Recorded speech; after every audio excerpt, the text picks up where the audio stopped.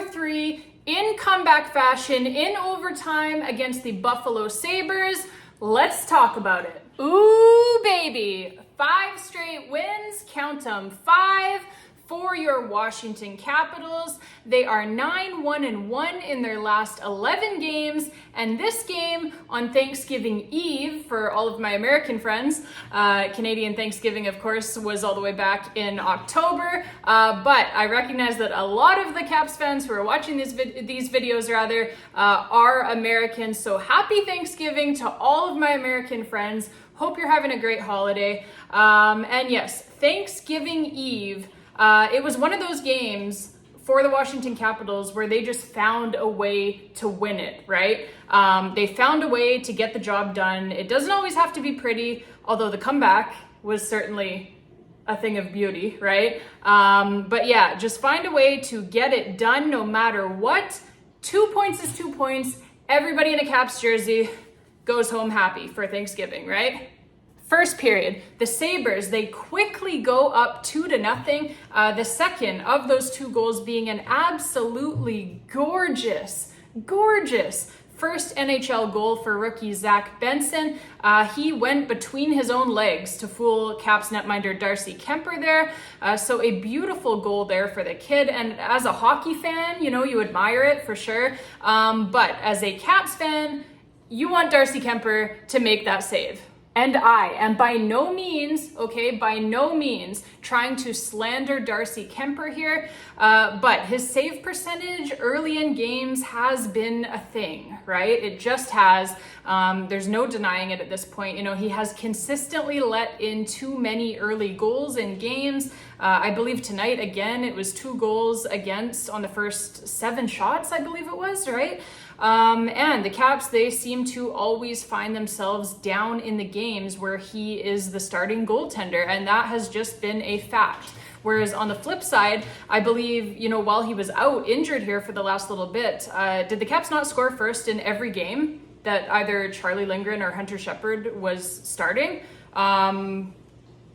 You know, or even if it wasn't every game, it was certainly almost every game, right? So because those guys have made the big early save early on in games, right? That's the difference. While Darcy Kuemper, like I said, he just hasn't done that. So I don't know, you know, do with that information what you will there, but it's just an observation.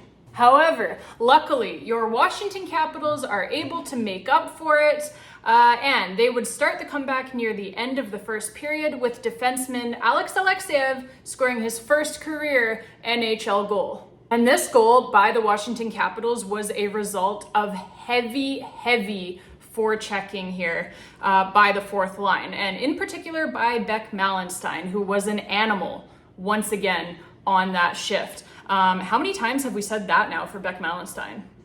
Like, that's just who this kid is. He is literally like a bigger, younger Garnet Hathaway out there, which is very good news for the Washington Capitals. Just an absolute menace out there on the ice.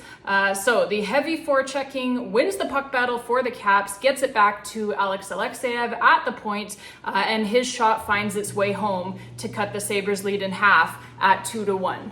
Then at 2-1, Tom Wilson, ready to fire up the boys even further here. He absolutely blows up the 6'6" Owen Power at center ice. A beautiful, clean hit.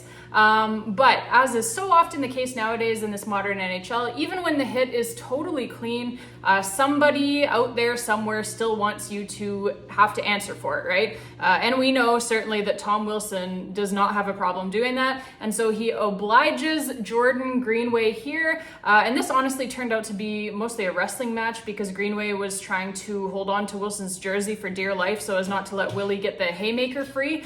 I've never liked that. You know, I think if you asked for the fight with the guy, you know, don't just hold on to his jersey like a little bitch, right? Like, let's actually have a real fight here. But anyway, regardless, Tom Wilson scores the takedown anyway, much to the delight of the home crowd. So anyways, the first period ends with the Sabres up 2-1, and the assists on that Caps goal, by the way, were to Nick Dowd and Trevor Van Riemsdyk. So second period, okay? TJ Oshie, he finally gets on the board here with a goal, tying it up for the Caps at 2-2.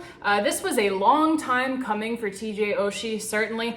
He has had a ton of chances this season. They just had not been going in the net for him. And this one came off of a nice passing play between Oshie and Connor McMichael. Oshie, he had found McMichael with the pass initially. The two of them kind of undressed the Sabres defense a bit there. McMichael, he takes the initial shot on net, and then Oshie was there to clean up the rebound.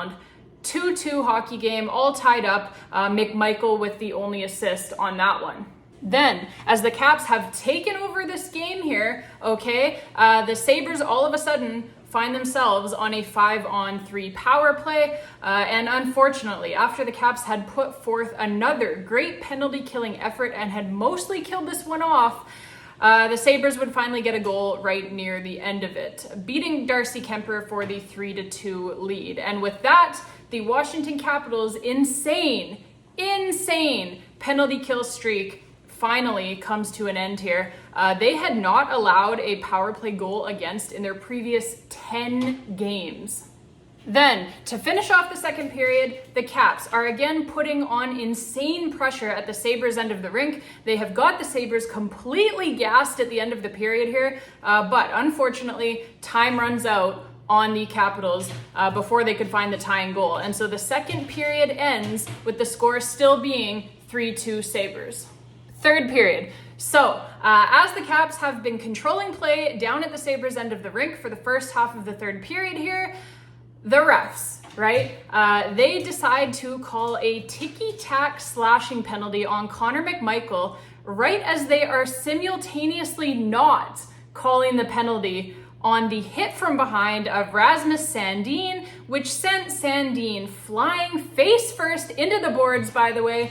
I don't get it. Like, that is exactly the type of crap that Gary Bettman and the NHL claim that they want to get out of the game, right?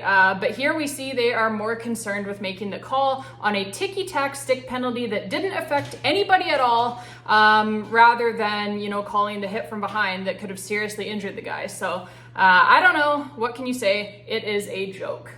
The Caps, though, they would kill off the penalty, which would prove to be extremely important. The fact that they were able to keep the score at just 3-2 for the Buffalo Sabres and keep it just a 1-goal deficit for themselves. Because with a little over a minute left in this game, and with Darcy Kuemper pulled for the extra attacker, cue Tom Wilson with a huge shot from the slot to tie the game up at 3 for the Caps. Sick shot by Willie here. It was not only a heavy shot, but also perfectly placed, picking the corner past Evan Levi. And as I said, we are all knotted up at 3 goals apiece. Dylan Strome had the amazing primary assist on that one. Just a perfectly placed pass by Stromer there to find Willie right in the soft spot of the slot, and putting it right on his tape as well for Willie to just tee it up, which number 43 certainly did. But yeah, Strome, amazing play once again. He kind of drew everyone over to himself there, right? Opening up some space and some ice for Willie so that he could thread that pass right through to Wilson. So just an awesome play there by Strome, awesome pass, awesome shot by Tom Wilson as well, and we have got ourselves a tied hockey game. John Carlson, he gets the secondary assist on that one as well. He had made the nice pass to Strome initially to get things going. Keeping that puck alive on the boards there was Johnny. And yeah, once again, it was just heavy pressure by the Washington Capitals there that made that goal a possibility. And then obviously their skill took over from there. So we head to overtime, all tied up at 3, and in overtime, after a really exciting overtime period overall from both sides, it is Dylan Strome who would once again get the last laugh. John Carlson would spring him on a 2-on-1 rush with Sonny Milano, with but about few seconds left in this hockey game, by the way. But, Stromer and Milano, they would make it down the ice in time, and Strome, looking over at Sonny the whole way, right? Making it seem like he's totally going to pass here for sure. But he keeps the puck himself and absolutely wires a wrist shot home. 4-3, Caps win. And the lone assist on that game-winning goal as well goes to John Carlson, who, like I said, started that play from his own zone, cleaning up defensively, and then he's able to make a nice outlet pass to Spring, Strome, and Milano on that game-winning 2-on-1. So great stuff from Johnny there once again. 2 points! All right, Caps fans, that is it for this one. If you enjoyed the video, please don't forget to hit that like button down below. Click on that subscribe button as well if you haven't already done so. Until next time, babes, and as always, let's go Caps.